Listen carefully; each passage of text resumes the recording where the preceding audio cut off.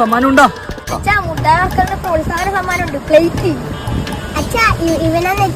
മുട്ടായെല്ലാം പെറുക്കിന്. ഇത്രയും കൂടുതൽ പൊറുക്കിട്ട് പിന്നെ നിനക്ക് എങ്ങനെ പ്രോത്സാഹന സമ്മാനായി പോയി?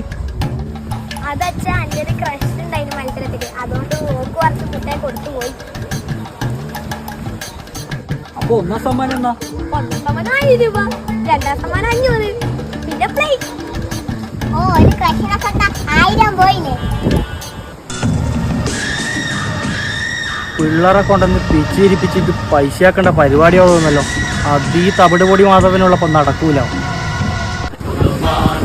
പേടിക്കണ്ട മക്കളെ, നിങ്ങളെ തവിട് പൊടി മാമൻ രക്ഷിക്കും. മക്കളെ ഞാൻ വീട്ടിൽ കൊണ്ടാക്കാം.